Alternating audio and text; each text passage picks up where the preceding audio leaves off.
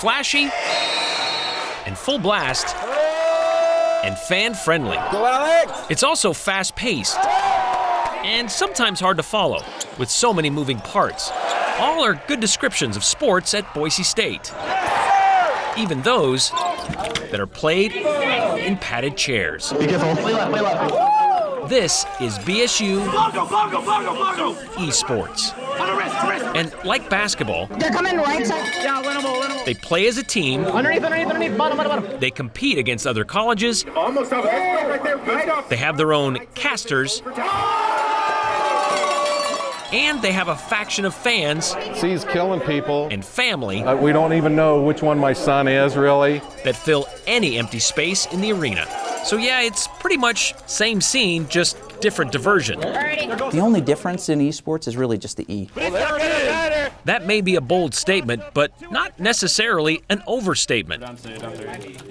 Just like other sports, game day performance is a product of practice, Reaper one. which they do in a second-floor classroom on campus, stocked with computers where the team's 65 players can sharpen their skills. Pass me. Sometimes, Does it pass? like it's a full-time job. I'm playing a lot more than most people. I have about 45 hours a week.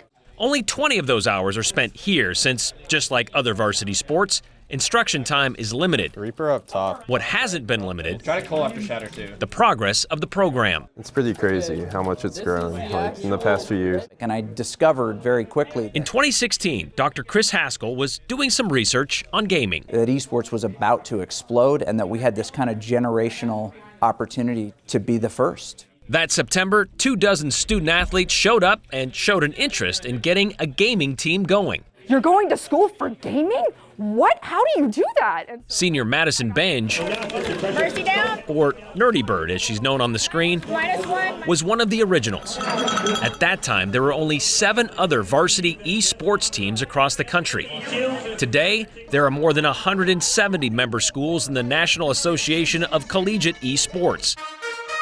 So how does Boise State fit in that field? We're really good at some of these games. Let's put it this way. No other Boise State program in any sport has gone from formation to domination in such a short time. Good evening and welcome to tonight's Boise State esports broadcast. From their first games in early 2017 to now, they've won more than 250 matches.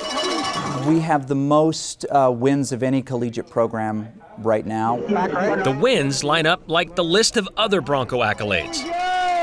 We've played more games. We have the biggest broadcasting program associated with our esports program. We had the first female team captain in collegiate esports. Tries to clear it out. Any year, we're probably the 3rd most watched program on campus. And they're ranked top 10 in all 4 games they play. However, it makes it so they can't get under the ball as easily. Yeah, they just scored. Including Rocket League.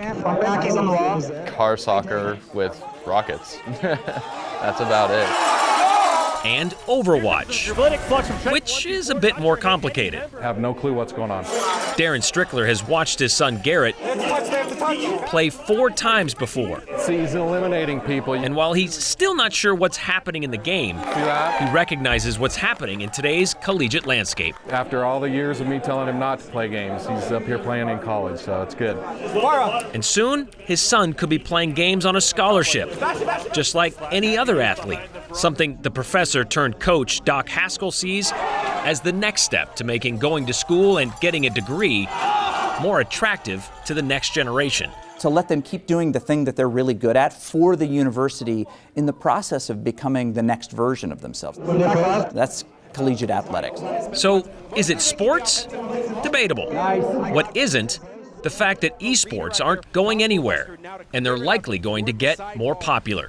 Somewhere between football and probably field hockey. All right. Probably closer to football. I'm hearing something on our left. Careful. This is esports. There's no gender involved. There's no age involved. It's how well can you play this game? How much are you willing to learn? How much are you willing to grind in this game to get better? Alrighty. I guess, just like any other game.